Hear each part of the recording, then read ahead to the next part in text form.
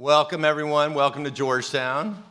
Welcome to the inaugural Theory and Practice of Security Conference. The whole idea of inaugural means that there's going to be future ones, hopefully. The first annual, the inaugural. And the topic will change for the conference. Today's topic, of course, is nuclear weapons and international security. We haven't decided what the next conference will be. It'll be around this time next year. We will explore topics over the summer and start planning pretty early on. I want to thank, of course, Georgetown and the Center for Security Studies. My name is Keir Lieber. I'm the director of the Center for Security Studies and the Security Studies program. I'm also a professor in the School of Foreign Service with a joint appointment in government in the college. So I want to thank my own center, I suppose. I want to thank the SSP students, many of whom are here and will be here all day. You're the testing ground for theories in the classroom, and I appreciate the opportunity to teach you in the classroom. Many of the folks that you read in your assignments on syllabi, and both as undergrads and master's students here at Georgetown, many of those folks are actually going to be here today and have the opportunity to hear them, so we're lucky for that. I'm grateful to the participants. I sat down with my colleague, Talmadge, sometime in the early fall and laid out topics that we wanted to cover and thought about 3 or 4 names for each panel that we wanted to come, and the success rate of the invitation was pretty incredible. So we got exactly what we wanted, and what we wanted were really smart folks who have thought about nuclear weapons in international politics. We wanted a mix of policymakers, historians, political scientists, theorists, practitioners. And again, I think we've been able to assemble a terrific group for that. I also, in particular, want to thank the CSS events guru, Jordan Money, for putting this all together. It's remarkable how little I've had to do on the logistics side, knowing that a real professional is running the show here. So just a couple remarks. We want to get right to the first panel, which is scheduled for 9:15. So I'll just keep it very short. I want to say one thing about the overall concept of this conference, about theory and practice of security, and then 1 or 2 things about nuclear weapons in particular. The Security Studies program, and also to a certain extent the School of Foreign Service, the mission of the center is to train the next generation of analysts, policymakers, scholars to think critically about real-world problems. Right? What's the comparative advantage of academia here? Right? Where many of our students go on into the national security establishment, many into the intelligence community, into the bureaucracy at the Pentagon, and elsewhere. And our vision is that once you're in there, once you're in that funny-sided building, or once you're in the community, you don't have a whole lot of time to think theory. You don't have a whole lot of time to read academic journals like international security. You probably don't even have time to read foreign affairs and things like that. And so the notion is that when you're here and when you're in the classroom and being taught about theory, that's what you're going to have in your mind when you go in to the bureaucracy, into a policymaking role, into an analyst role. And there is an inextricable link between theory and policy. Right? In Washington, of course, you get people looking up at it doesn't help that we're up on a hilltop here, but there's the ivory tower. There's a bunch of navel-gazing scholars, coming up with their theories that have nothing to do with the real world. And by the way, they have scholars who look down at policymakers and analysts, even look down at think tankers and say, oh, this is just, they're all looking for their next job and positioning themselves. It's all political, all ideological.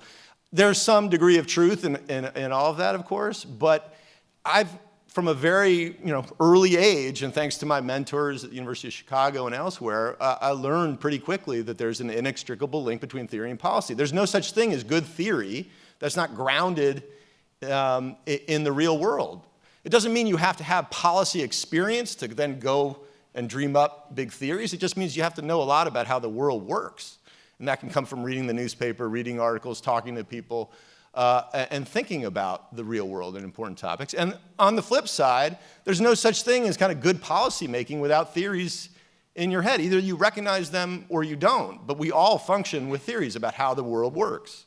Okay? A theory is just a general statement about cause and effect, for a particular class of phenomena. And the phenomena that we're interested in is international relations and international security. And again, you need to have knowledge of kind of both the real world of policy and good theories to result in smart behavior. Okay? That's where this conference comes in. I hope at the end of the day we'll have a better understanding of the way the real world works in the realm of nuclear weapons. But nuclear policy, strategy, deterrence. Which theories do we have that help us make sense of contemporary international relations when it comes to nuclear weapons? What theories survive that just aren't that helpful? Do we need new theories to explain a new landscape?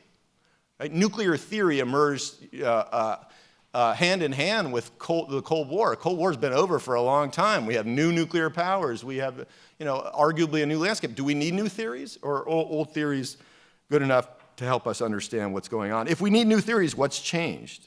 Okay? So what do we need to know about how international security works in the shadow of nuclear weapons? When we get to nuclear weapons in particular, I think it's a great topic for the first conference for a couple different reasons. Number one, it's hugely important, right? I mean, I'm fond of saying, one nuclear bomb can ruin your whole day. But that's true about anything. You could have fallen down the steps walking into this conference. That would get a concussion. That would kind of ruin your day.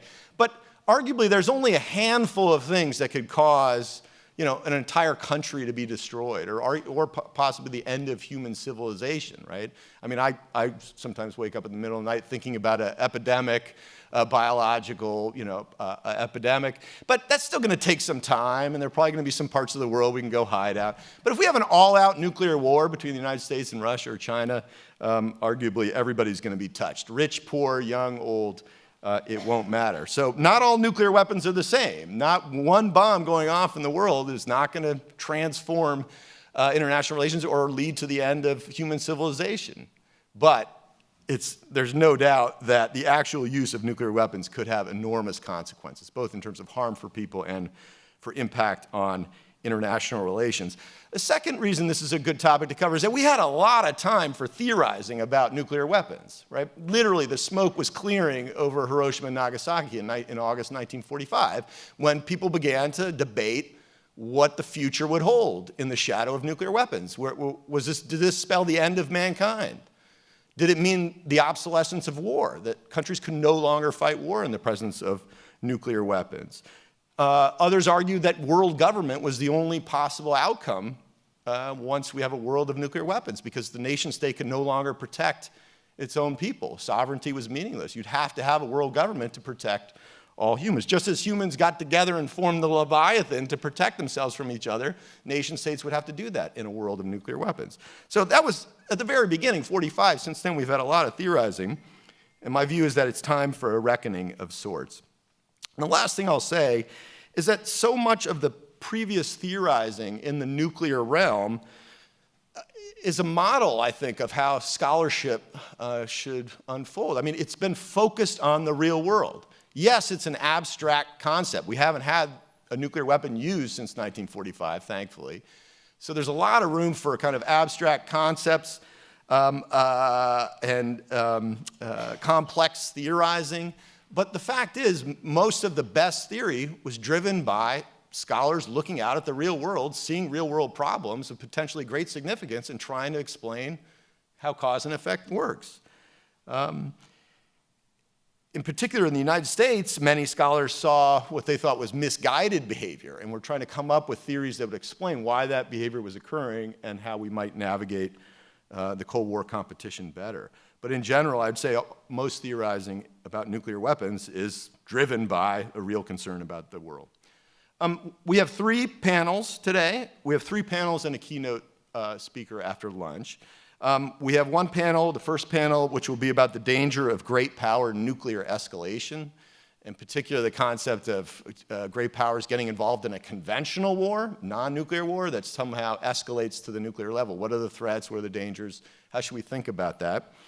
We'll have a brief break, and then the second panel on the challenge of extended deterrence, which is all about the challenge of not just deterring an attack on your own country, but deterring attacks, preventing attacks against your allies. And the trick there, of course, is it's the threat to use nuclear weapons to protect your friends is a lot less credible than a threat to use nuclear weapons to protect yourself. So how does the United States, in particular, navigate this challenge in Asia or in Europe? We have the third panel, which will begin at 3 o'clock, is about nuclear arms control. What is the future of nuclear arms control? What are the challenges? What is arms control theory? Tell us. I mean, are nuclear weapons good or bad? Should we get rid of them? Should we keep them? What are the debates here? And then, of course, after lunch, starting promptly at 1:45, because we don't want to waste a minute of time, we will have our keynote speech by John Mearsheimer. I'll just have 30 seconds of introduction when we get there, but again, you won't want to miss that. For those that have registered for the conference, we'll have a buffet lunch next door at the conference center. So without further ado, let me have the first set of panelists come on up. They're mic'd up, they're ready to roll, and we'll jump right to it.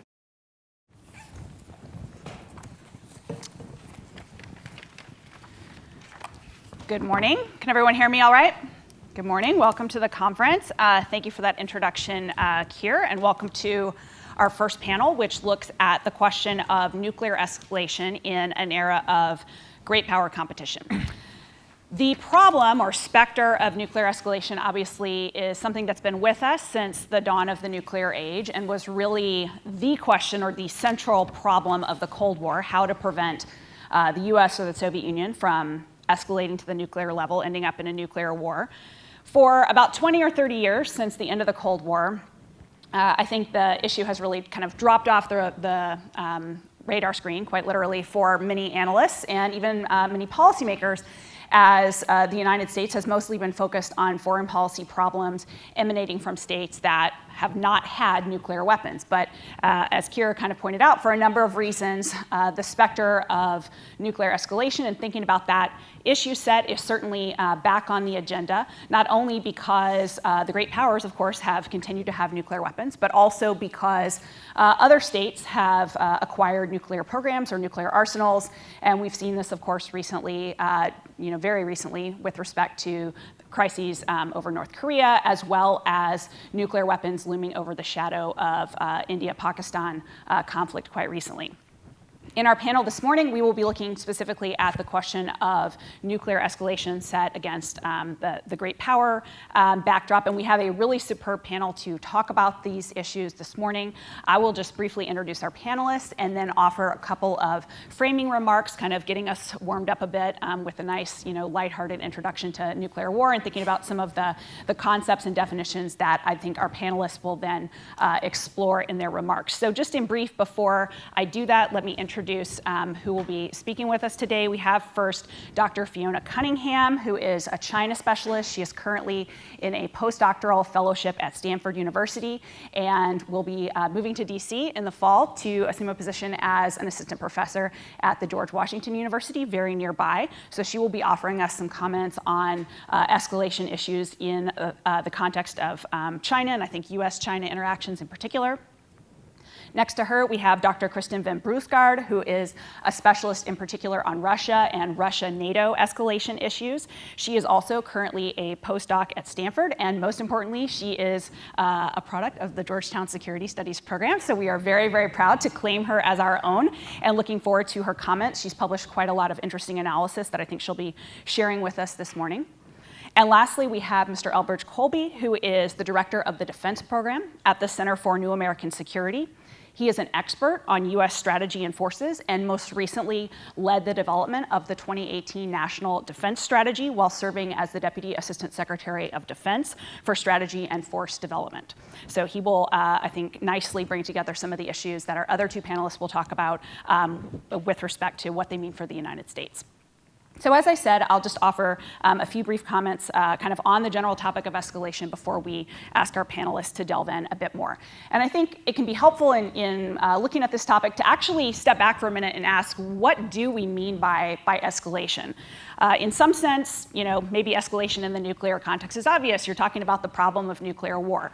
But it is useful, I think, to unpack that a bit.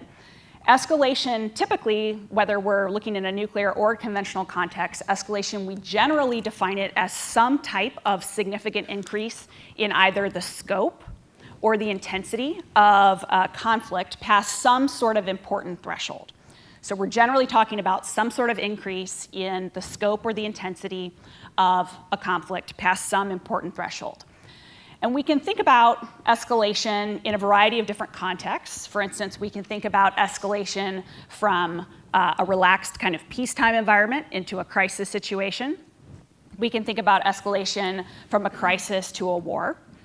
And we can also think about escalation within a war from one level of violence to another level of violence. And that brings up kind of another term that we often hear in discussions of escalation, which I'll just briefly flag here because it might come up on the panel, which is the difference between horizontal and vertical escalation. And again, these are terms that are just kind of generally in discussions of escalation, whether nuclear or not, but they've kind of been brought into the nuclear context, and we may talk about them a bit today. Vertical escalation is generally considered to be, as I said, an increase in the intensity of conflict. For example, within a war, a decision to move to the use of a more destructive sort of weapon. You can see how that might relate to nuclear weapons, as we'll talk about. So that's kind of vertical escalation, an increase usually in the intensity of some type of conflict. Horizontal escalation is often defined as an increase in the scope of conflict, for instance, an increase in the number of countries that are involved in a conflict or the geographical expanse of terrain that a conflict encompasses. And so, as I hinted, in the nuclear context, we're usually talking more about that vertical escalation, the worry that in a crisis or in a war, states might go from purely conventional conflict into some type of conflict where a nuclear weapon could be used. Clearly, the consequences of nuclear weapons use in humanitarian terms, economic terms, social, political, military, environmental would be tremendous. They would be catastrophic, even from one nuclear detonation. But although I think it's important to think about what the consequences of the use of a single nuclear weapon would be, I think it's also worthwhile, in teeing up this discussion, to consider escalatory steps that are below the threshold of actual nuclear use, but that nevertheless might be very politically, militarily significant. And also escalatory steps that actually could happen after or beyond the use of just one nuclear weapon. So what do I mean by this? Well, if we're thinking about escalatory steps that might actually matter below the nuclear threshold, I would just draw your attention to a few examples. In 1962, for instance, in the Cuban Missile Crisis, an event that many in this audience, I'm sure, have studied. In fact, a number of my students, when I brought up the Cuban Missile Crisis in a class, told me, stop talking about this crisis. I've already studied it in 3 other classes. I'm getting a thumbs up from the back. Okay, I've only got one Cuban Missile Crisis example, so don't worry.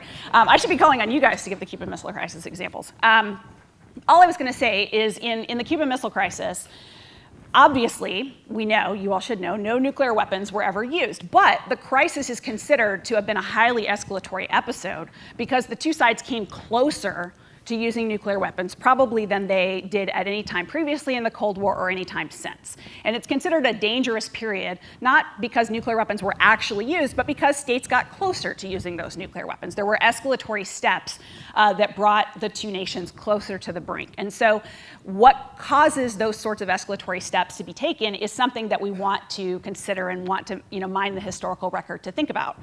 More similarly, or excuse me, more recently, looking kind of past the immediate context of kind of the U.S.-Soviet competition, in 1973, Israel did not use nuclear weapons, and during the Arab-Israeli conflict, and in 1990, when India and Pakistan were engaged in a major crisis over Kargil, a sign of things to come, we know that the Pakistanis did not use nuclear weapons, but in both of those crises as well, Israel 1973, Pakistan 1990, the United States detected signs that the Israelis and the Pakistanis were considering using nuclear weapons. In fact, some think that they were deliberately signaling to the United States that they were about to use nuclear weapons. Again, the point is nuclear weapons were not actually used, but we study these crises because there was a type of escalation even below the threshold of actual nuclear use. And so one of the things we may want to talk about on our panel today are those escalatory steps short of actual use. That being said, I think there are also important escalatory steps that we should think about beyond initial nuclear use that merit our attention. So one thing that's kind of interesting and totally macabre and scary to think about is how Herman Kahn thought about escalation. How many of you have heard of Herman Kahn or maybe read some of his work, right? Okay, hopefully you can still sleep at night after doing that. But many of you who've read it may know that Kahn conceived of escalation as a ladder that had many rungs. Does anybody remember how many rungs it had? 36. Yeah, I think it's who said 44? 44. Yeah, of course. Yeah, it's 44. Yeah. I'm 36. So the really interesting thing is it was a 44-rung ladder. Initial nuclear use, initial detonation. They may know what rung it was. Charlie doesn't get to answer. Anybody know? There's no reason you would know. Yeah, it was like rung 11. Rung 11, right? Which meant that there were all these other rungs of things that he was worried about, forms of escalation that could occur past the initial threshold of nuclear use. And even though we don't think about the problem that way as much anymore, I think it does highlight the fact that there's a big difference between limited initial nuclear use and all-out strategic nuclear war, right? There's a lot of other rungs there that matter. And today, I think we worry a lot more about rung 11 or rung 12, and that's good. That's the world I want to be living in, where we're only worried about one or two nuclear weapons. Well, I don't really want to live in that world, but just compared to living in the rest of the ladder, right? But in the Cold War, we really were worried about all of those other rungs. People really did worry about this problem of all-out strategic nuclear use, especially in the early Cold War. And so it's important to kind of distinguish between those types of use. And I think, a really basic question is, why would a state ever get to those higher rungs? Like, why would two states that had nuclear weapons, why would they ever consider it to possibly be realistic that either of them would fire all of their nuclear weapons in an all-out strategic attack on the other, if the other could then retaliate and impose an unacceptable level of damage on the cities of the side that went first? And there were a few ways that people thought about this problem in the Cold War. One answer to the question, of course, would be that if you believed that your opponent could not actually retaliate and impose unacceptable damage, maybe because you thought you actually could successfully first strike almost all of their nuclear weapons and maybe pick up the remainder with missile defenses, or maybe because you were very willing to tolerate costs. Maybe it wouldn't be a big deal to you to lose a city or two, maybe if you had a lot of cities. Then maybe you would be willing to engage in deliberate all-out first strike for purposes of aggression.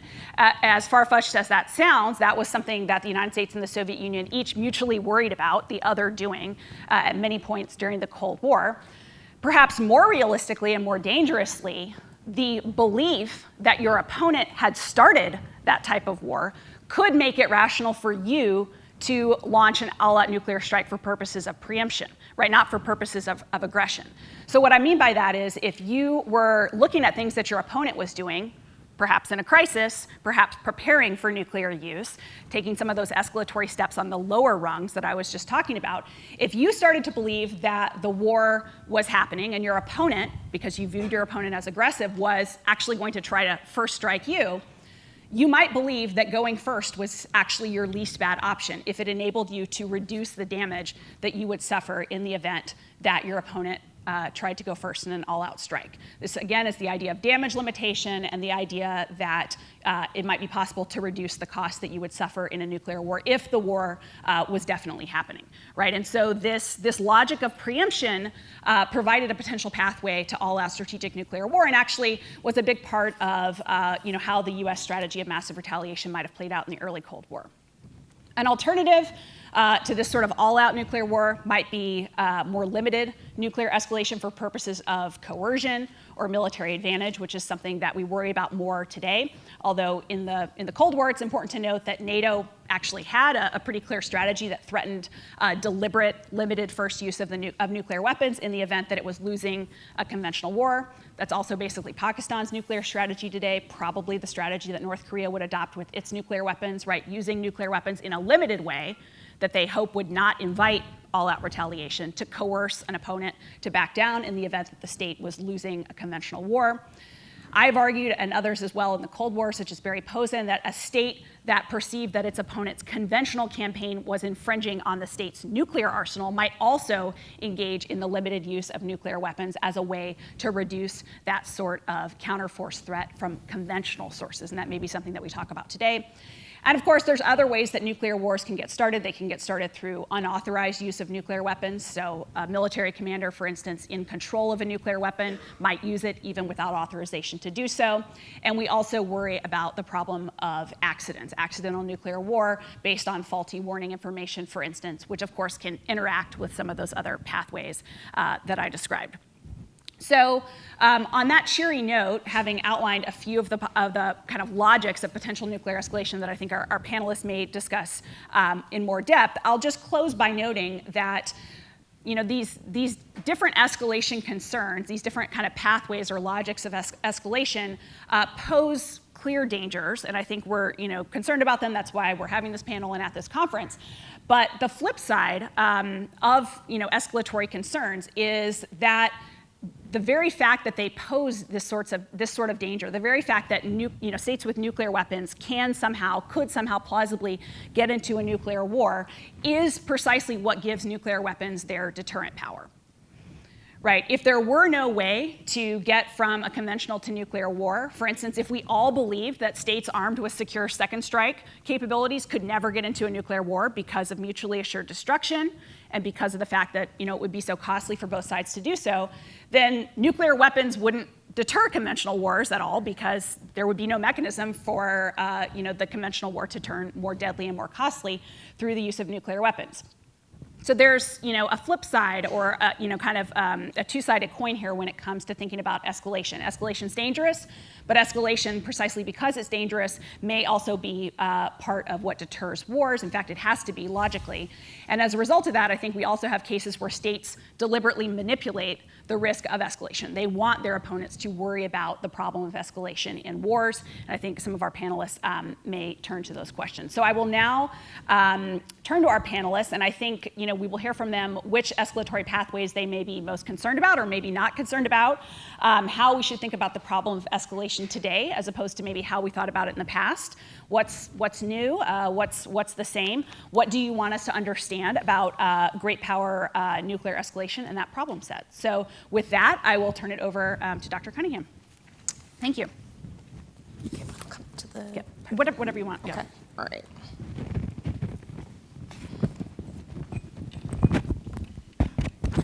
Right, well, good morning, everybody. It's an absolute pleasure to be here. I want to thank Professor Keir Lieber, first of all, for inviting me, and the Georgetown Center for Security Studies, as well as to Professor Talmadge for those very helpful framing remarks and kind introduction. So it's great to be in the company of a set of really formidable experts on this panel on this set of questions. What I am going to do for approximately the next 10 to 15 minutes is to focus on three questions about great power escalation, and specifically nuclear escalation, so the vertical escalation question, in a contemporary US-China scenario.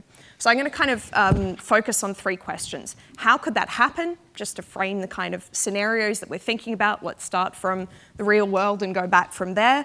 Then talk a little bit about how this emerging great power nuclear relationship between the United States and China can help us evaluate existing IR theory that's related to escalation. And then I'll talk a little bit about how we can better understand and manage US-China escalation questions. And so there are two sort of main takeaways that I'm hoping that the scholars and policymakers in the audience will come away with. From a scholarly perspective, I'm going to make a call for us to study limited wars that are not necessarily nuclear wars, because I think certainly in the US-China context, we need better theories of how and why states plan to fight limited wars below the nuclear threshold, not just how states think about fighting limited nuclear wars.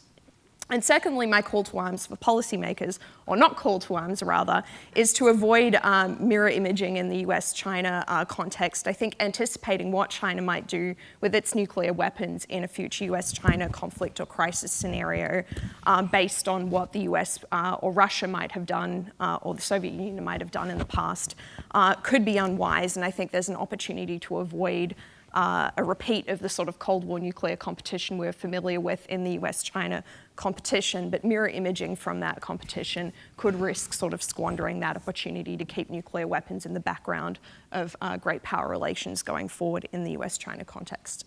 So, how would it happen? I want to begin by briefly setting the scene of how we could imagine a US-China contingency resulting in the use of nuclear weapons. So what are the kinds of flashpoints that the US and China might end up facing? What could the two countries end up fighting over? And I think there are sort of three that stick out in my mind.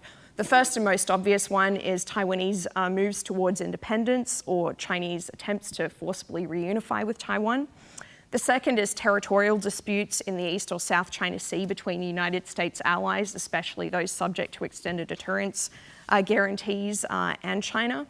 And the final possible scenario is if something ends up happening on the North Korea with either a collapse or an intentional North Korean attack that involves the United States and China on behalf of their allies. So how could these fights end up becoming nuclear wars? Well, I think analysts and scholars in the United States in particular look at sort of three pathways in which this could occur that Dr. Talmadge has very helpfully laid out in a sort of conceptual sense to start with. The first is the intentional use pathway. And this is this idea that China gets desperate when a conventional war is going badly, and it could threaten to use nuclear weapons first to try to put pressure on the United States and win a political victory when it couldn't gain one with its conventional military power.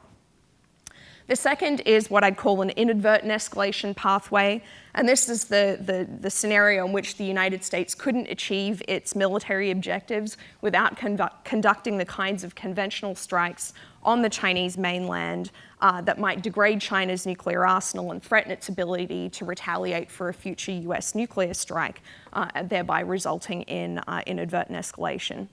And the final pathway is, I guess, what one would call the advertent escalation pathway. And this is the idea that the United States may not be able to win its political objectives in a future US-China scenario without raising the risk of nuclear war using perhaps its conventional military operations. And note that in these three, I think, most likely sort of scenarios, there are no scenarios of US first use. And I think that's largely because of an expectation that the United States is going to have conventional military superiority and won't need to reach for those capabilities in the future. And that's something I think perhaps we may need to rethink going forward. But let's leave it at those three pathways and have a little bit of a look at what IR theory can tell us about nuclear escalation in a US-China scenario. Well, obviously, I just reached for that theory in order to come up with some ideas of how a future scenario between the United States and China could go nuclear. So given that there's no past experience in the US-China relationship to think about nuclear escalation, theory has a really important role in helping scholars and policymakers just anticipate how nuclear use might come about in that scenario.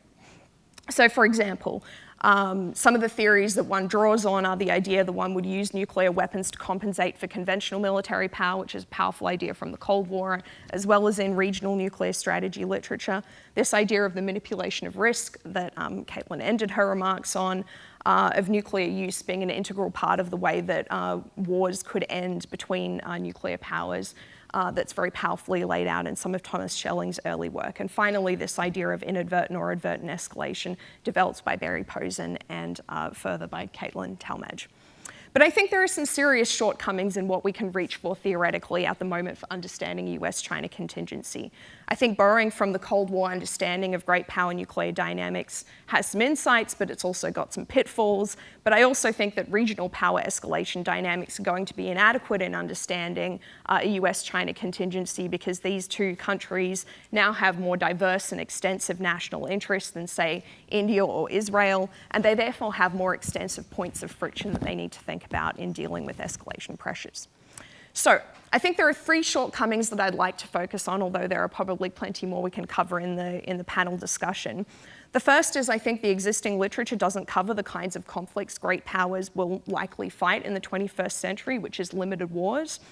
Secondly, I think it doesn't cover the range of tools that they might use in those conflicts. And finally, I don't think it covers the dynamics of major asymmetries in nuclear force structure, which is a really distinctive feature of the US-China great power relationship. So going through each of these in a little bit more detail, you'll note that all of the scenarios that I described are limited wars. They're not scenarios which are threatening the survival of either state. And this is true even in the case of Taiwan, for which China's conflict objective has been, at least for the past 3 decades, to stop Taiwanese independence rather than to force reunification.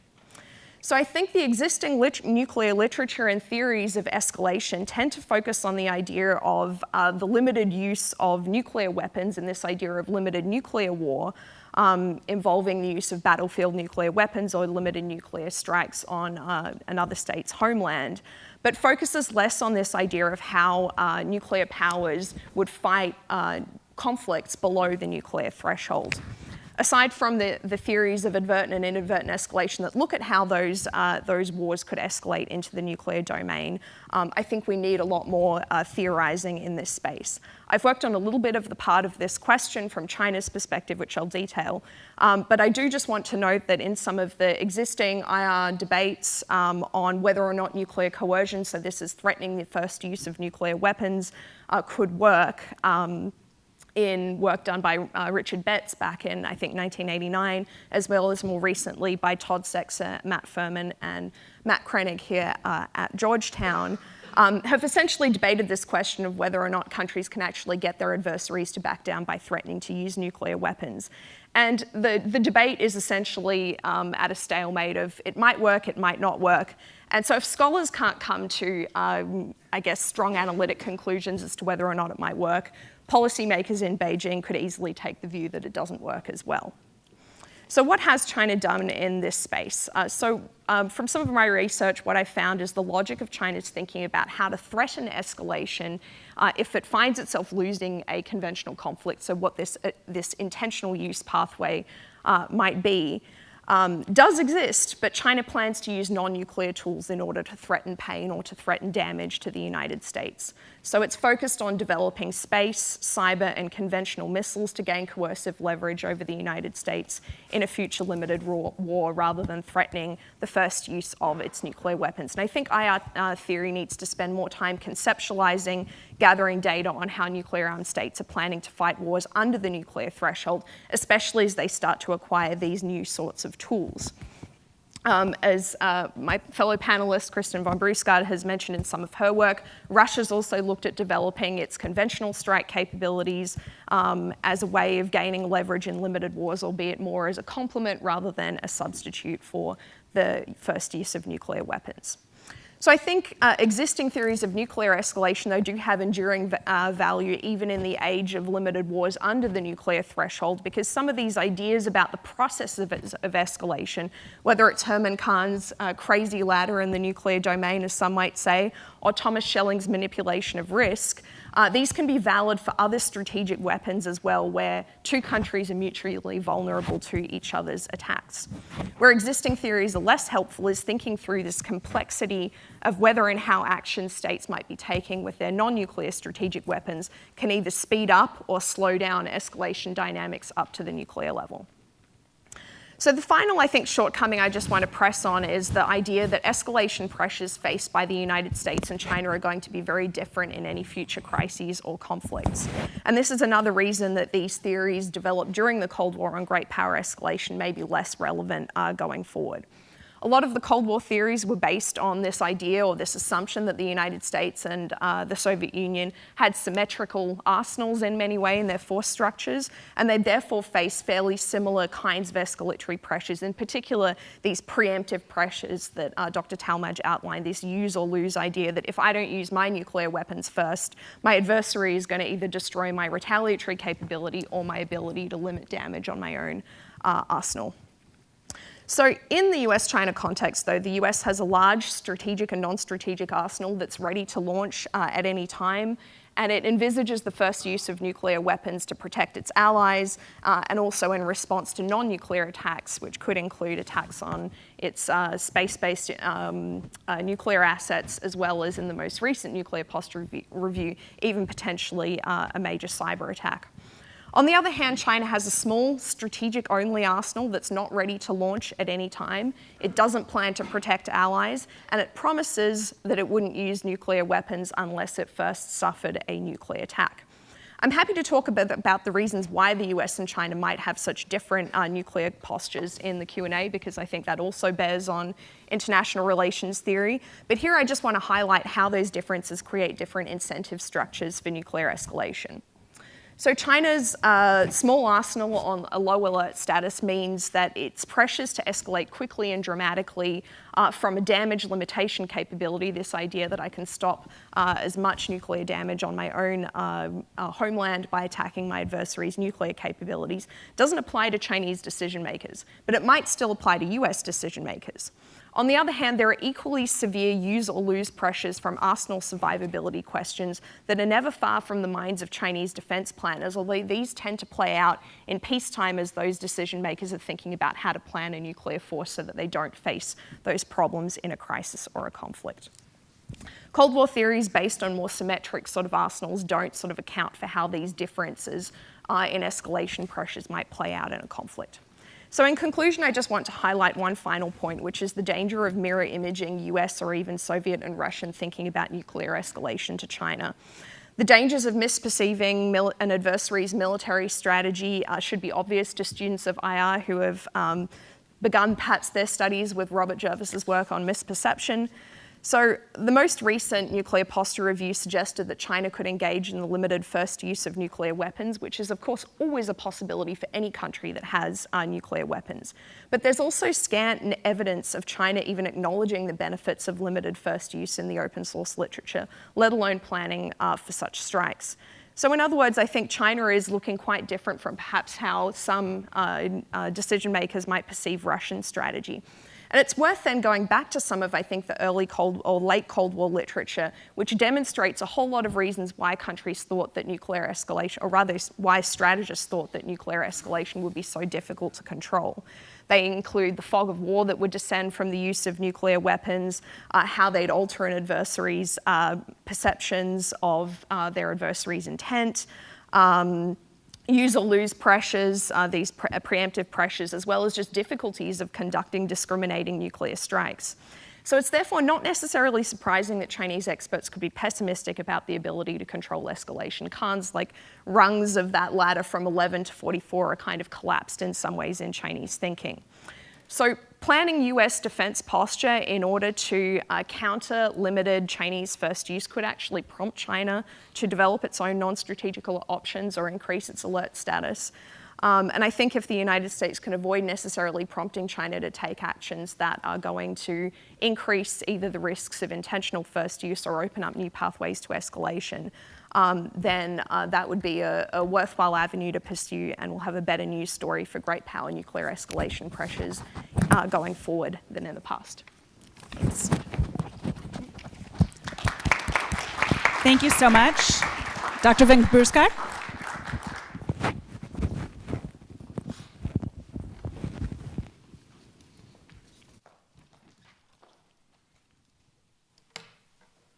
Good morning. Thank you very much, Professor Lieber, for the invitation. It's great to be back at Georgetown. Thank you also, Caitlin, for setting the scene for our discussion today.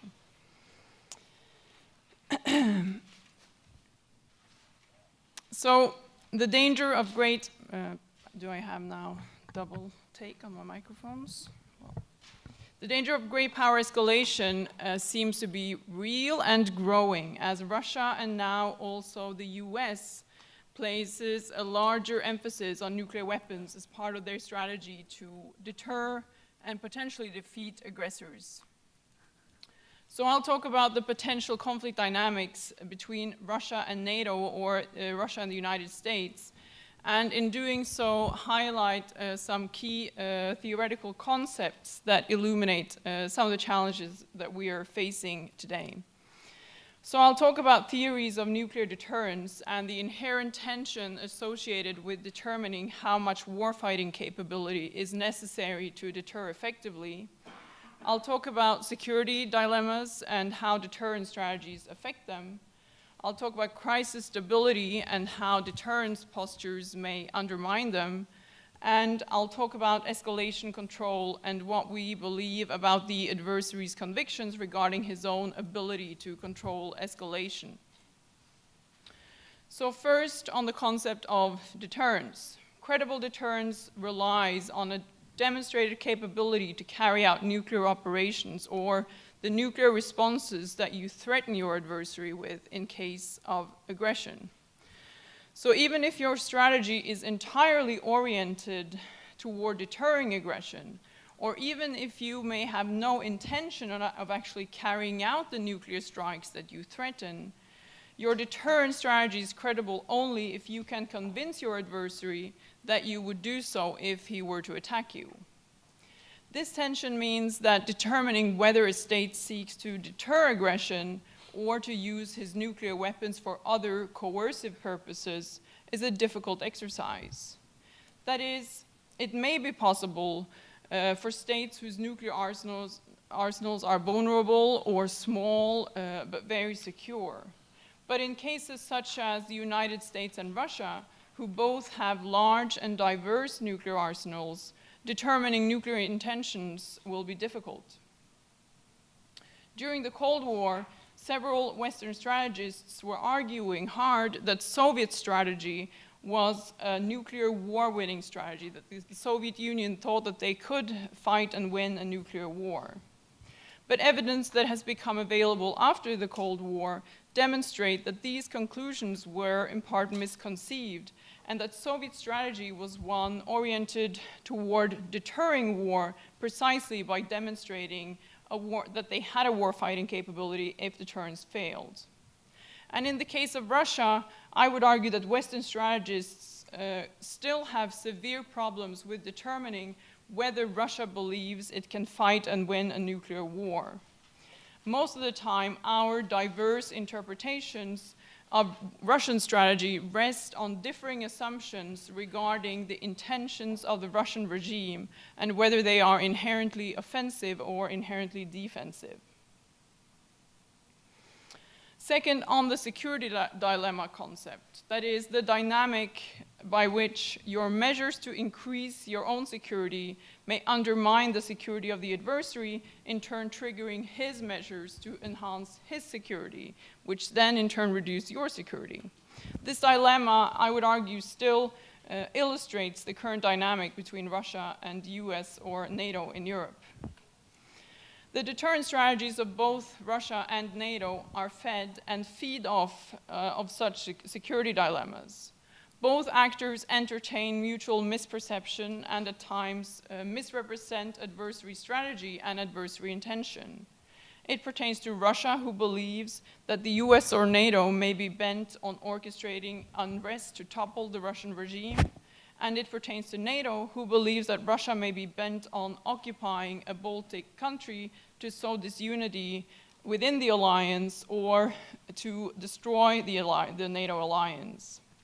The measures that are taken by each side to enhance their own deterrence are perceived by the others as measures that undermine their security, in turn reinforcing their need to take measures to enhance the credibility of their own deterrence. And in the nuclear realm, this pertains to the threat of limited nuclear use. The US currently presents Russian strategy as one of early and limited nuclear use. And Russian capabilities clearly make such a strategy possible, but Russian declaratory strategy does not entertain such options, Putin explicitly rejects the notion that Russian strategy is one of preemption. And Russia, on its side, now has started characterizing the recent changes in US strategy as indicators of a lowered US nuclear threshold and as triggering severe conflict instability because Russia will have problems distinguishing a conventional from a nuclear attack from the US side. So each side's policies feed off of worst case scenario representations of the strategy of the adversary. Third, on crisis stability, or the challenges associated with trying to keep a conventional war conventional and prevent nuclear escalation. This Cold War concept is still relevant, but its dynamic may be somewhat different in the contemporary context due to technological advances. The conventional superiority of the United States has triggered an increased focus among adversaries on ways to compensate for their conventional shortcomings. And in the Russian case, such asymmetrical competition plays out in the nuclear domain as well as in non-conventional domains. In the nuclear domain, the Russians perceive of themselves as particularly competitive, and they now pursue an array of new capabilities that will ensure Russia's ability to retaliate against both nuclear and conventional aggression. This means that the assumption that it may be possible to achieve crisis stability and that a war with a nuclear-armed peer competitor like Russia can remain conventional may be misplaced. At least Russia officially communicates that they will not consider competing only in the conventional domain if the very existence of the Russian state is under threat. So the concept of crisis stability is still important, but perhaps less useful as an organizing principle for formulating policy, as Russia now actively seeks to produce seamless transition between non-nuclear and nuclear deterrence precisely because they want to overcome the challenge of their conventional inferiority. And this impossibility of crisis stability increases the importance of not getting into a large-scale conventional conflict in the first place, where both sides perceive of the stakes as high. Fourth, on escalation control and the possibility of containing escalation or keeping limited nuclear war limited. This is a big unknown, in particular as pertains to how adversaries think about it. Many express concern that the Russians now believe that they can control escalation and that they would therefore consider early and limited use of nuclear weapons. So let me try and summarize what we do know and do not know about Russian calculations regarding this. We know, of course, that they have limited nuclear options in terms of their capabilities.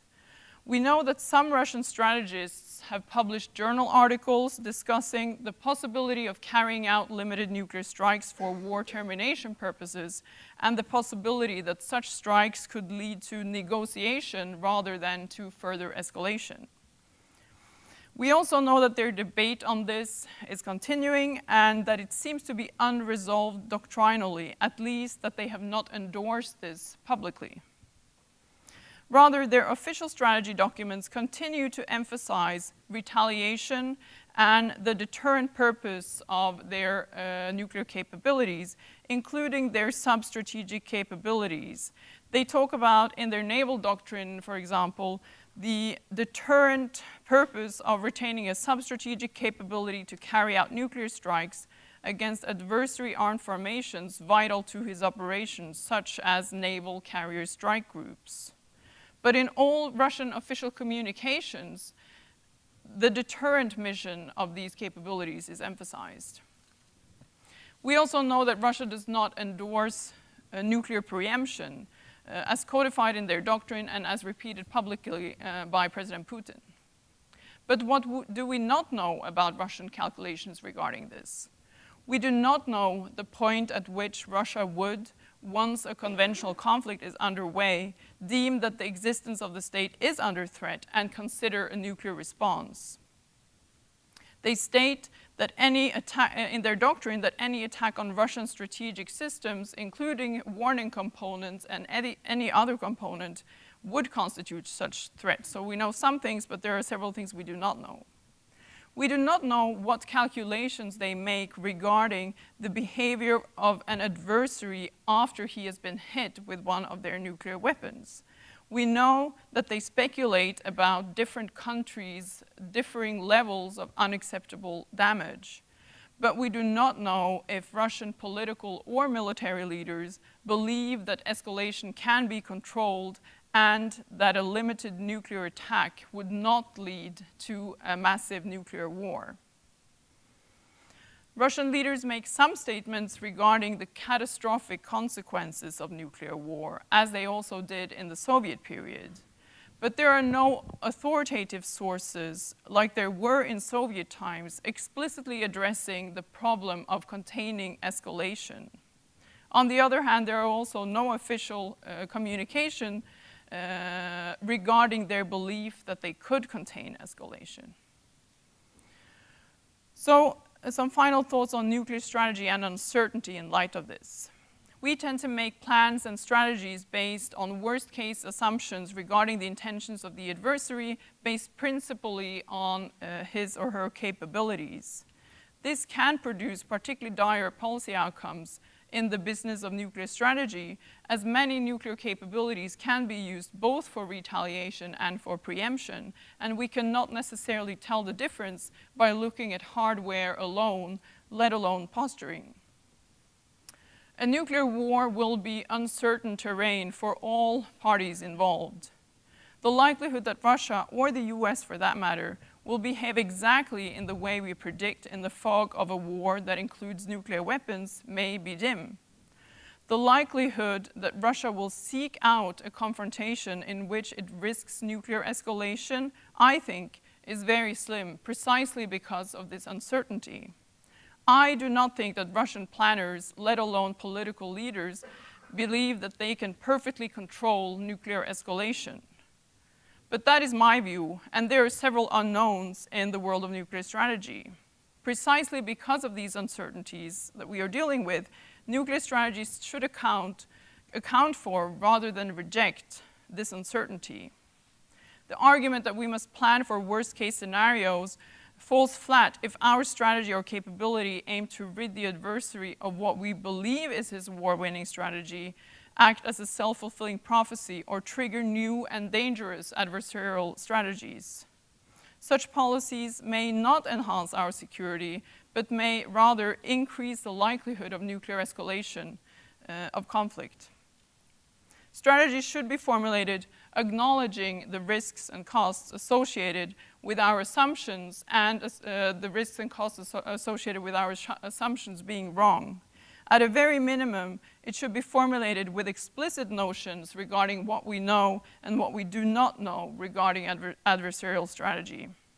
The elements that we are less certain about must be subject to circumspection regarding the potential costs versus benefits of our efforts.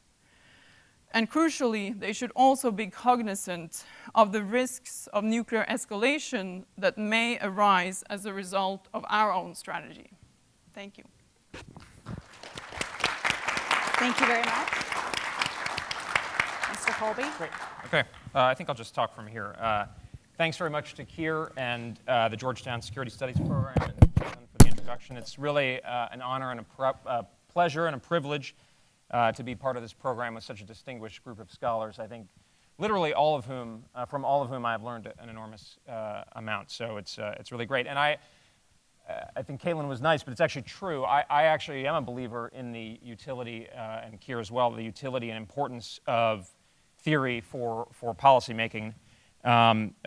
Relatively brief stint in government at a more senior level, but I was actually quite impressed by how useful I found seriously rigorous theory that was actually adapted to real-world decisions, because I think one of the reasons is there's such a massive information, and Brad may have similar thoughts, but such a massive information and different ideas, and so having a rigorous heuristic is enormously valuable, and I think that's particularly important in times of change. The one quibble I had with your point, Keir, was I don't think everybody needs to understand, but certain people need to understand who are concerned with these issues, and particularly the more senior they get, the more important it is to be conscious about those theories, particularly in situations of tectonic change, such as we're in right now. You can power on based on inertia for a long period of time if the world's not changing very much, but it is. And that leads into my point, which I think this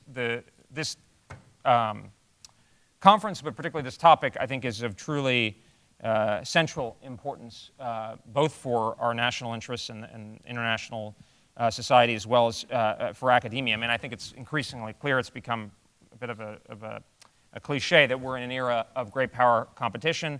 And I think, what does this mean in concrete terms? Well, this means that power is diffusing, in particular to China, but not exclusively, which is making the world power balances more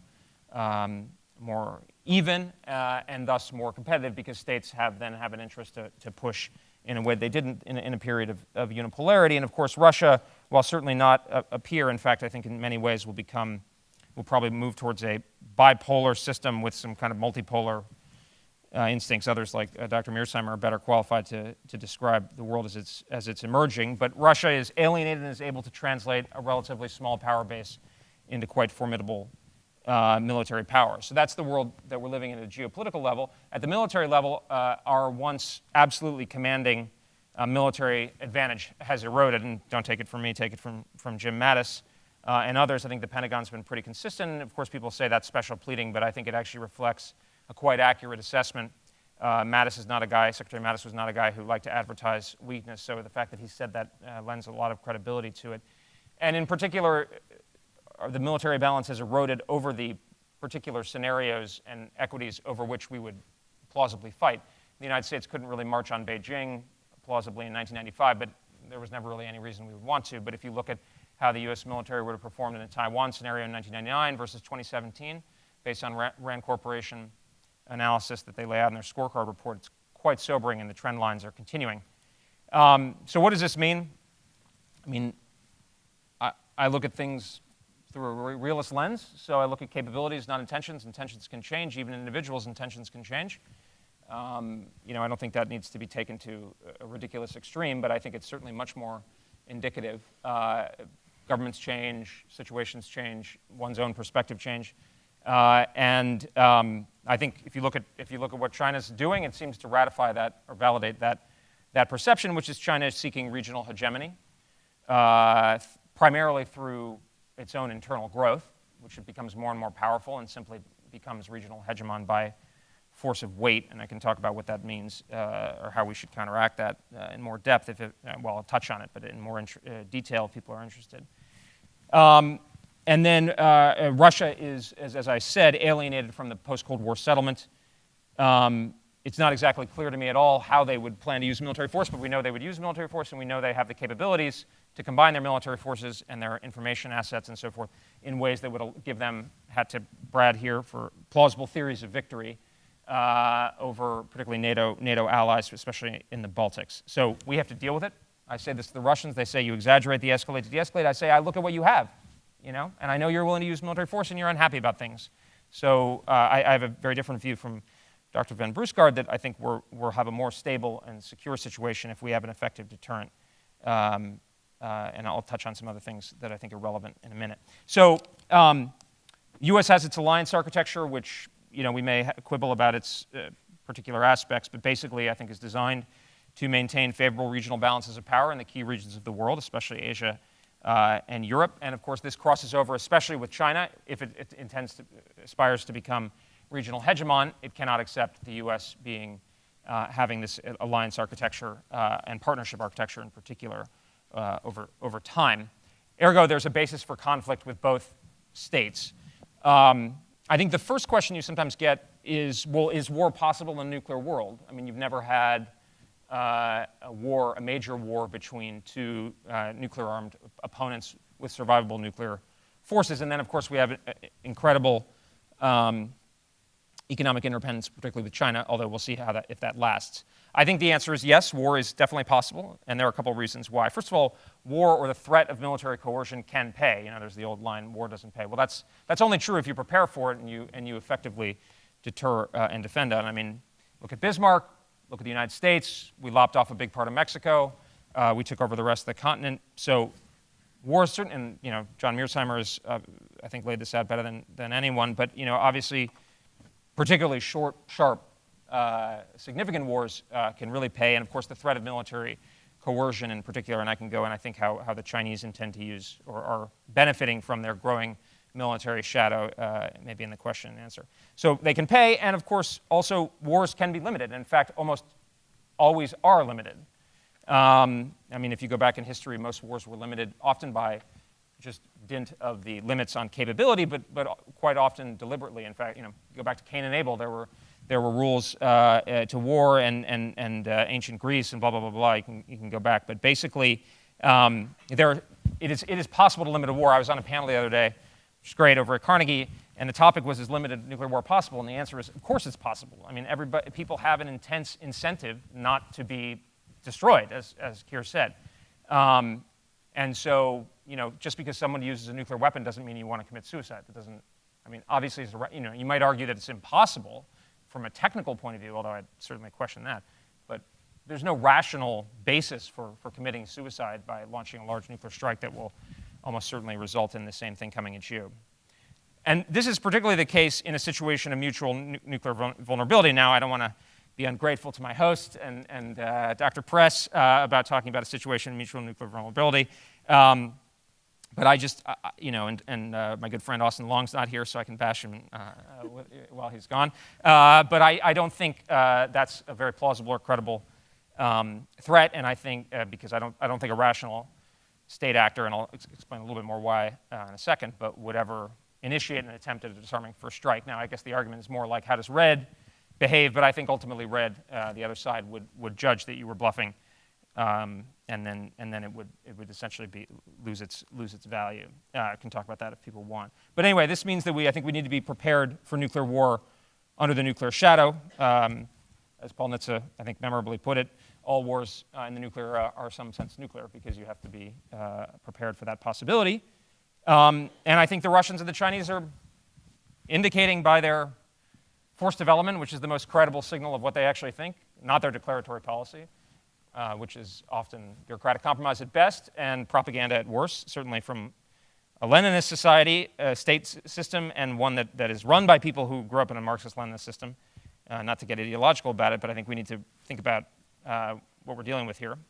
But the Russians, I think it's more, they've got a hardcore of conventional forces. They've got their Spetsnaz type stuff, and then they have a lot of limited nuclear capability. They have a ton of it. And I mean, I think even the examples you cited, they're thinking about employment against military targets.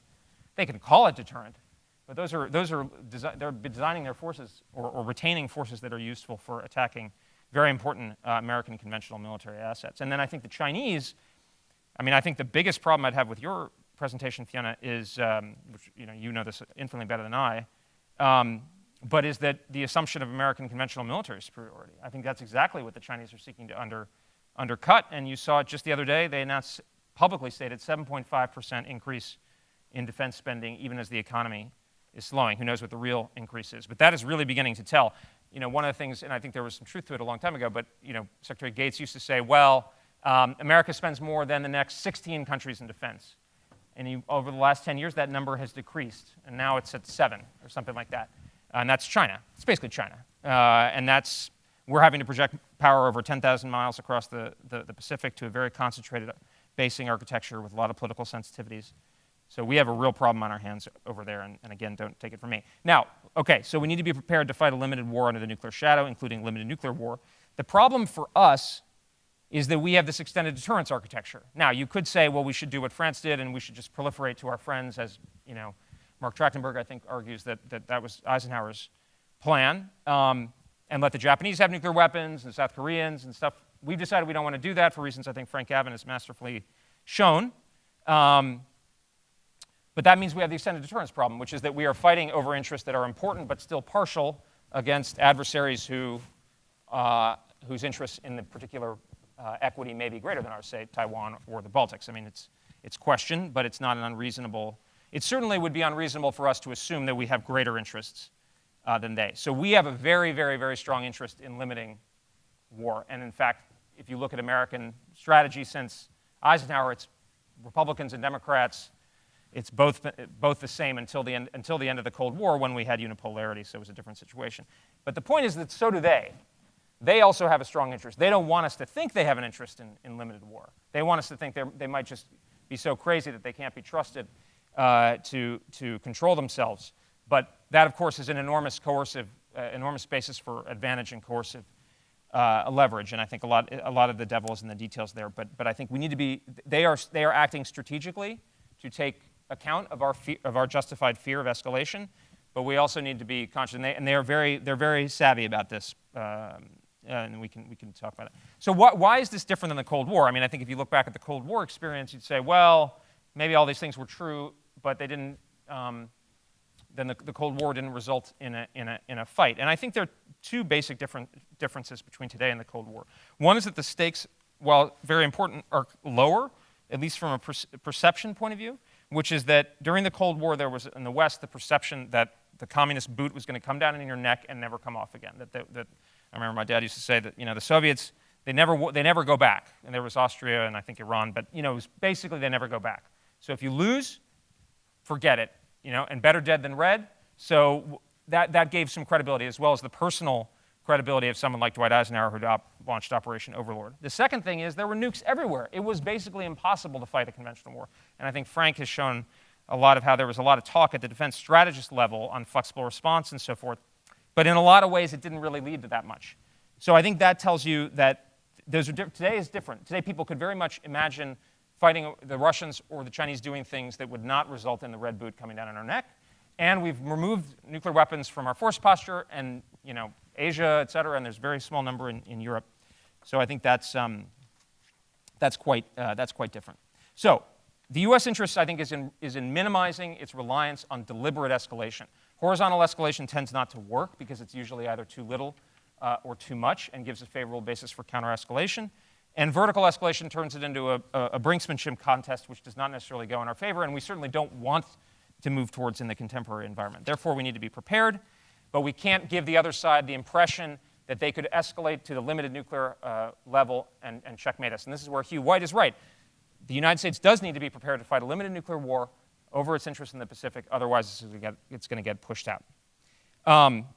So what does this mean? And this is a lot of what I'm thinking about these days.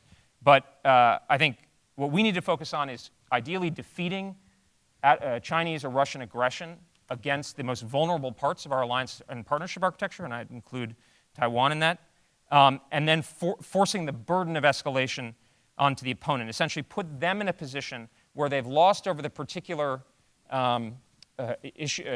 territory or state that they are attacking, and then they are forced to either expand the war, horizontally, vertically, or whatever, essentially in ways that catalyze our own resolve and enlist the sympathy or active support of other states. And I think, if, in a sense, what we want them to do is force them to do what Japan did in World War II, which was to catalyze a degree of American resolve that probably wouldn't have been there if they'd just gone after the Dutch East Indies and British Malaya and so forth, or Fort Sumter in the Cold War. So I think how to do this is the base for U.S. defense policy and what we need to be thinking about. This is, in many ways, a political and perceptual issue, akin to bargaining, as Schelling pointed out very well many years ago.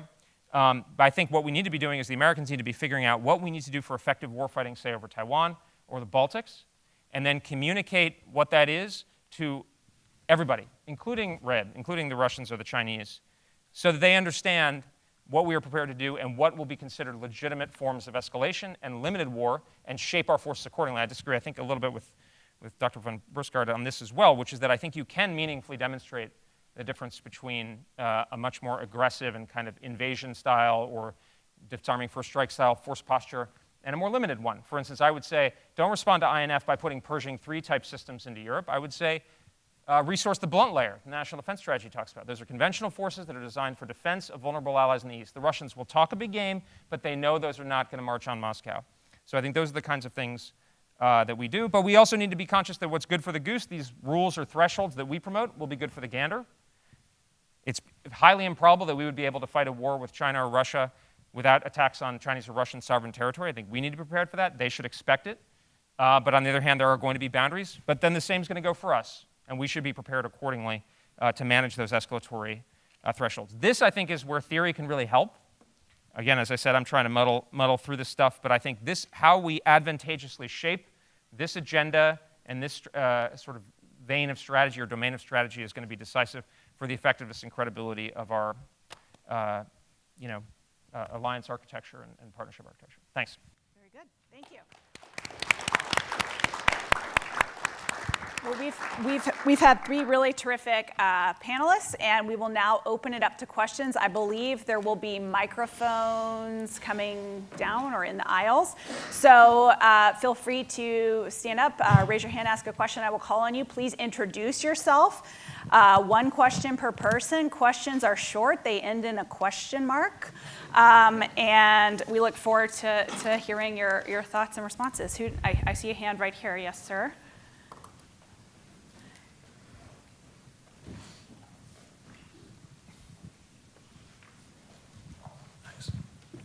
Hi, Chad Williams. I'm a senior in the SFS doing international security. My question is for you, Mr. Colby. I was wondering if you could talk a little bit in terms of the difference between limited nuclear threat from Chinese and Russians based on the difference in the composition of their nuclear forces. Seeing as the Russians have very publicly been investing in their delivery systems and still maintain a very strong tactical nuclear capability, do you think that changes the threat in terms of the possibility of them using it to project their power in Eastern Europe versus the Chinese and Pacific? Thanks.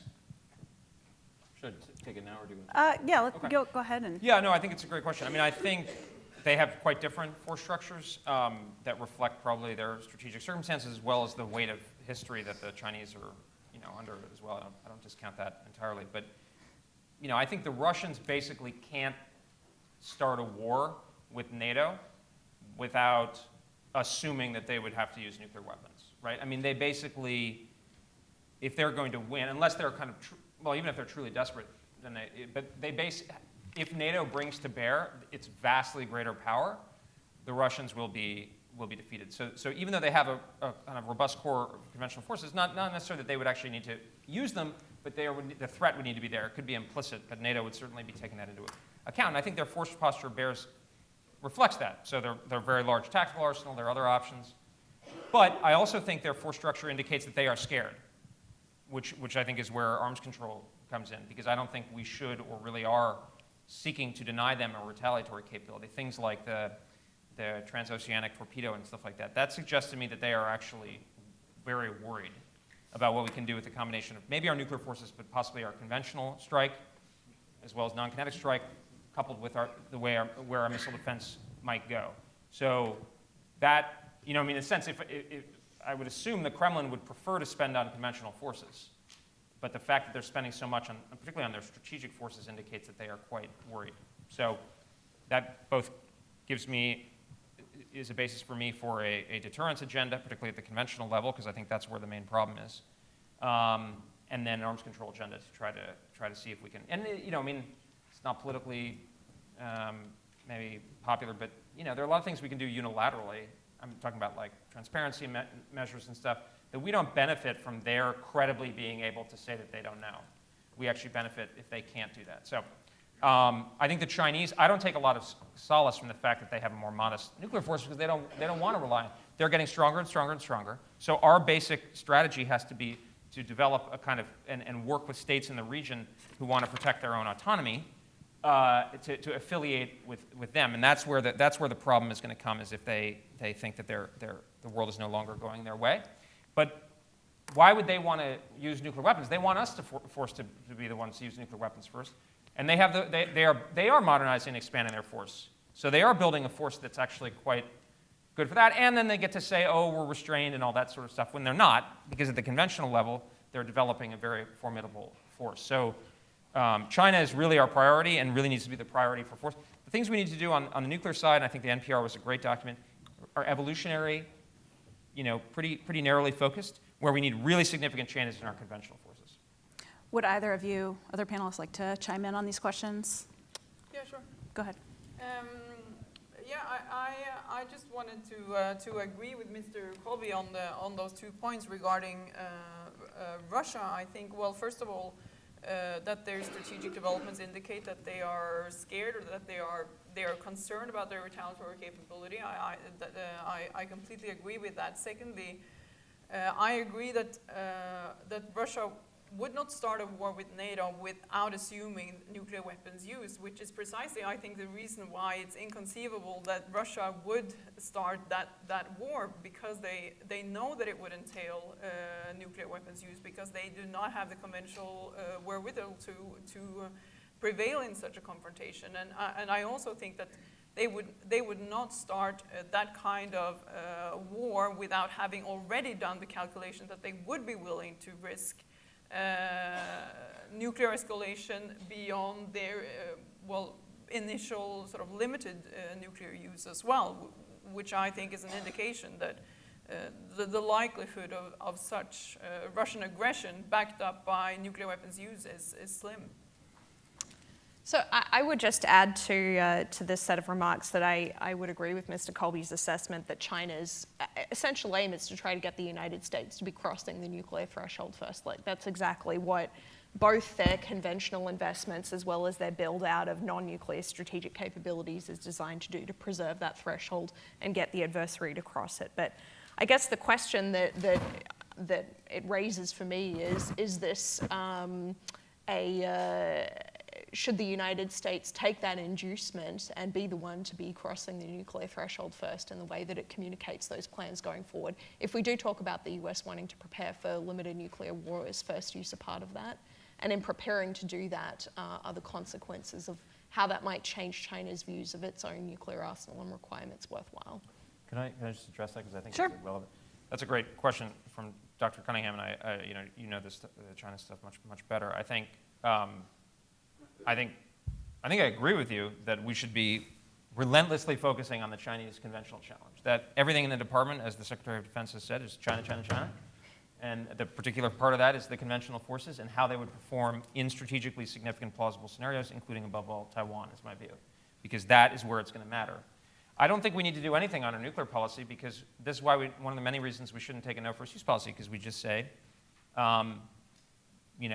we reserve all our options, because we have to. Otherwise, allies, if they actually believed us, would be strongly incentivized to go get their own nuclear forces. But I think our traditional policy is like, it's pretty clear we don't want to use nuclear weapons first. If you back us into an impossible corner, extreme circumstances, all options are on the table. We're not going to back down from our alliance commitments.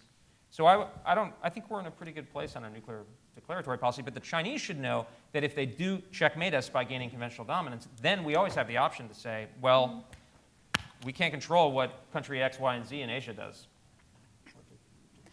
I'll just take the prerogative of the moderator to add one quick thing before we take another question, which is I would just point out that I think in all three of the country's forces, there is a broad trend toward developing more kind of usable nuclear capabilities. You mentioned the NPR. We've seen growth in non-strategic systems in China and Russia as well.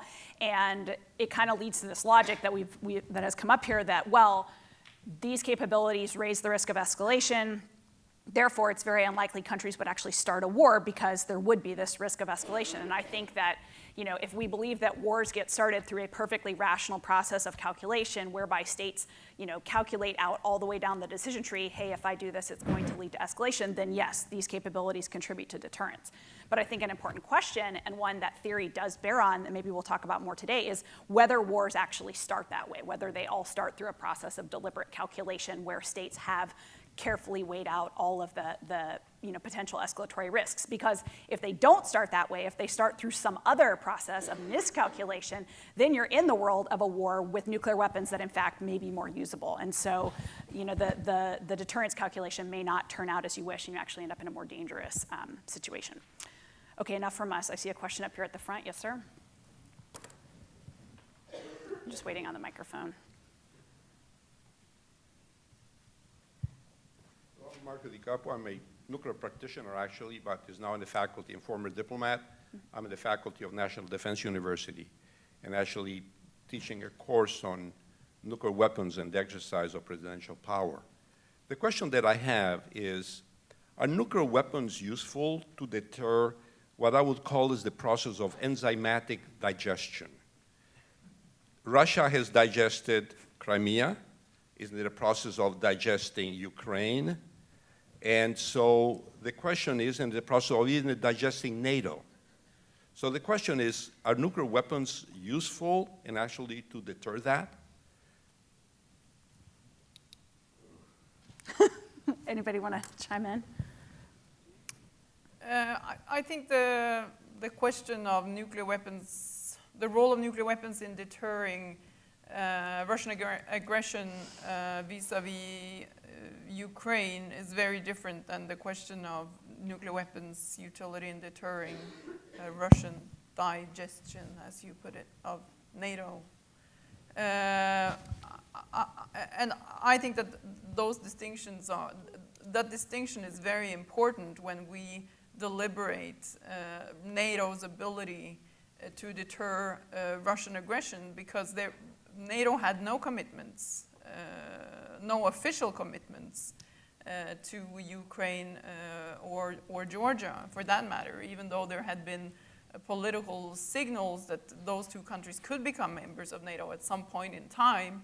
Those commitments were also expressed with explicit conditions regarding outstanding territorial disputes that they would have to resolve before such Article 5 guarantees would be issued to them.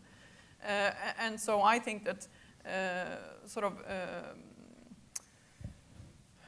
using the example of Russia's willingness to use military force in Georgia and Ukraine and projecting that as an indicator that Russia would be willing to use military force, including nuclear weapons, to attack a NATO country, I don't think that analogy holds up. I think that those are two quite distinct questions.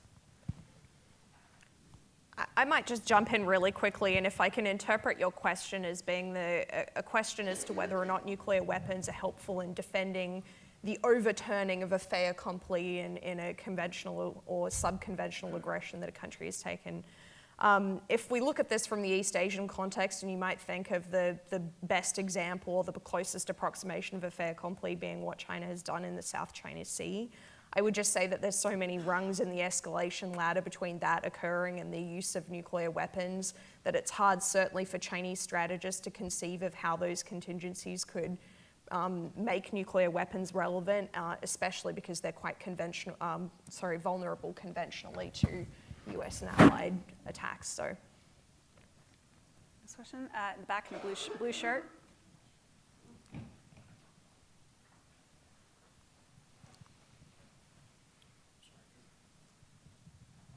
Good morning. Dennis Wilder. I am a professor of Asian Studies here at Georgetown University. Dr. Colby, you mentioned in passing the idea of decoupling of the American and Chinese economies. Certainly this has become a very topical issue of the moment, particularly in the area of 5G and telecommunications. As you consider defense planning, I wonder how you would consider this issue and whether or not you think this has merit. It's Mr. But thank you, sir, for your question. Obviously, you know more about this than I do. But I mean, I think, this gets into a broader issue. I think there's a lot of discussion that military force doesn't make that much difference, that economic leverage and ideological leverage is much more potent. I think that's a misconception in the sense that if China gains the military advantage in the Pacific, then all the decisions of the other regional states are going to be shadowed by that potential threat. Now, I think China's military planning is probably going to be for like territorial aggression or conquest, because that's the most coercive form of the use of military force. But I don't believe that China actually wants to expand physically. There's a great passage in Lee Kuan Yew's memoirs where he's talking to Deng Xiaoping about this point. And I think they recognize that intensive development, but what they want is suzerainty, and they want states in the region to make their decisions with reference to what Beijing wants. And of course, they have the economic leverage to do that. Now, we basically need to be able to work with other states in the region, including new partners and allies like India, Vietnam, Malaysia, to help them help themselves defend their own independence and autonomy and minimize the degree of leverage. I think we're going to be interdependent with the Chinese. Now, it's probable that we are going to diminish our interdependence, because I think we are seeing now that China cannot be relied upon to limit its, essentially, the economic space is akin to the military space in the coercive lever. I mean, it's all negotiation, right? But if the Chinese are going to use 5G to go in and basically create enormous leverage and insight, I mean, intelligence information about all these countries, then we need to be, really be pushing back. I would say where I think the central challenge in the coming years, over the next decade, is going to be probably Southeast Asia, and in terms, that's the sort of soft underbelly is not the right term, but kind of the soft area where China can make progress and could make the formation of a China balancing coalition very difficult. I mean, you see obviously what they're doing with Duterte. We need to be really pushing to deepen our relations with these countries and also empowering them in their military and other ability. I think at the military level, it's basically about helping them build their own A2AD networks of their own. I mean, they're not going to be able to do it by themselves, but that benefits us if they can complicate Chinese force projection.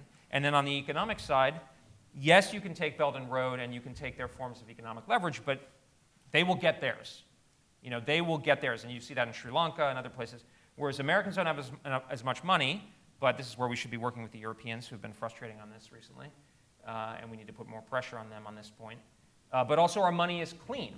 We do have FCPA. We do have, professional global standards, so people can be more confident in that. And I think that's going to be where, what I worry about is if the Chinese see that we're being actually successful enough to bend the power curve against them, that then is their incentive to use military force to short-circuit that dynamic.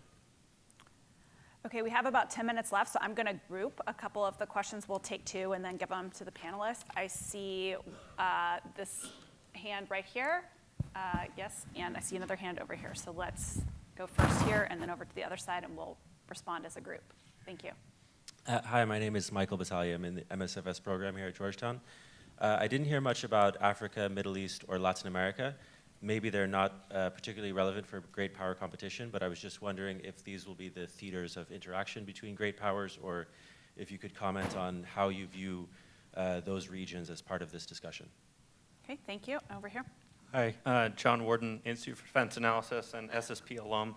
The question's for Fiona, but I was curious for other people as well. The question of inadvertent escalation. So traditionally, the first strike instability argument in the Cold War was Russia or the US would fear that the other side was going to strike first, think that there was an advantage to them striking first, and worry about the inevitability of escalation. So in the US-China context, two of those aspects are not really there. They might have less worry about the inevitability of escalation, and they also don't have a damage-limiting option against us. So what exactly is the inadvertent escalation mechanism? The one you described of them being worried about the survivability of their capability and then executing a limited strike? If anything, that seems like that would invite a more likely U.S. damage-limiting strike against their forces. So what would be the logic? Like, well, why would it make sense? Okay. You want to just... Anyone want to start, or? I'll take I'm of the view that I have nothing against the other theaters, but from a geopolitical point of view, Asia and Europe are the wealthiest and most economically significant parts of the world, and they're the ones that could translate that power into military power. So we have to get those theaters right. The other theaters will be determined by the outcome of those central theaters. So my view, certainly in the military dimension, but really strategically in general, is we should focus effort on the central theaters. And if the Chinese and the Russians want to do stuff in Latin America, then we can have peripheral activities there. But if they want to trick their own ability to compete in the central theater, okay. But I think this is important because America now is this like global idea that we're a global military and stuff. No. If we lose in Asia, the Chinese will be able to project power into Africa and Latin America and turn the tables there. Conversely, if they can't dominate the Western Pacific, then they will only operate in Latin America and Africa at our sufferance. So we got to get the central theaters right. Dr. Cunningham? All right. So I think there are sort of two mechanisms that I would point to in how you could end up with, I guess it's an inadvertent escalation, which isn't necessarily just about threats to the survivability of the Chinese arsenal, but threats to diminish but not necessarily remove China's second strike, and they're twofold.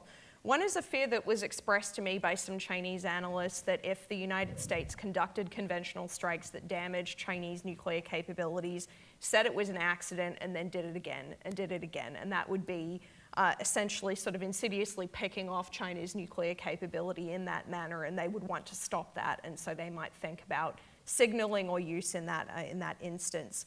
That comes from an expert perspective, I should add, rather than from an official perspective.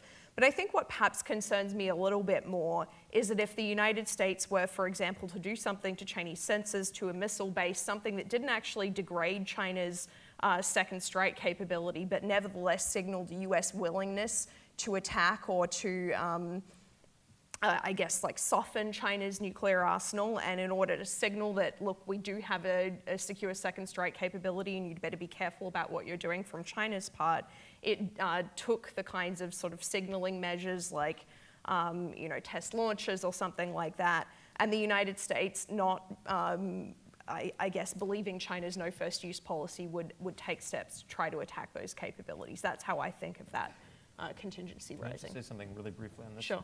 I think then China should rigorously separate conventional and nuclear. Because I think from the American point of view, my view is if it's mixed and it's relevant to the fight, it's fair game. Okay, let's take a couple more. Any more questions? Yes, I see one in the middle here. I agree with you. Oh, and there's somebody who's been waiting in the back also, kind of the next to the back row.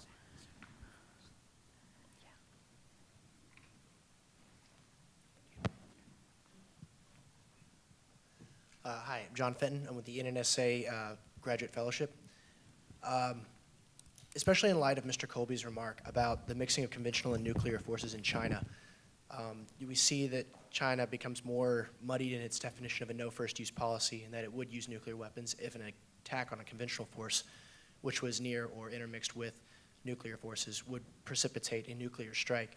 And particularly for Dr. Cunningham, do you see that China in the future could drop its no first use policy, especially as it becomes more competent in projecting conventional forces, i.e. the formulation of a blue water navy? Thank you. And in the back as well?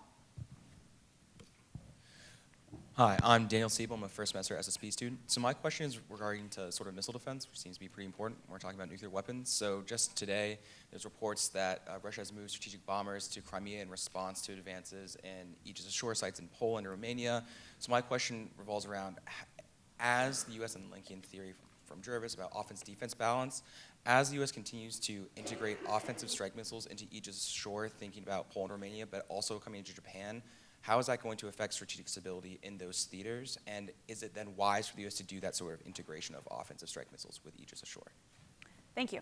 Okay, you want to just go down the line? Do you want to start, Fiona? Sure.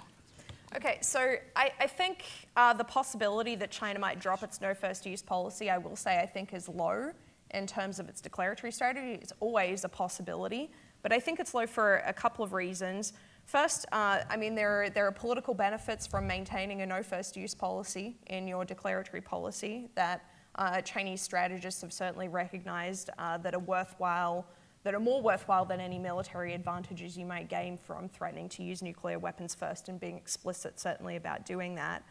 I think it would have had the most incentive to drop that policy when it's conventionally weak rather than when it's conventionally strong, because as we discussed, this places the burden of nuclear escalation on the adversary rather than on China.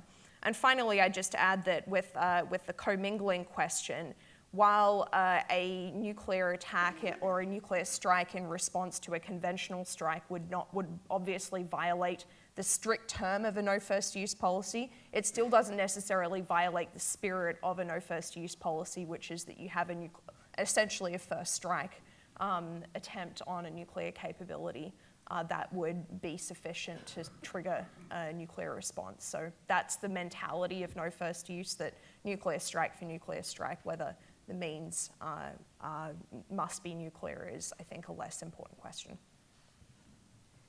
Well, I think we would hold them to the letter. Oh, I think you would, Yeah. absolutely. Here, absolutely, and as you should. Let's go down, yeah. On the missile defense question, I think the Russians evidently are very concerned about missile defense sites in the proximity of their borders. They are making allegations regarding the offensive potential of the the systems that are deployed, but I mean, I think those allegations are largely unfounded as far as I know. So I don't know if there is.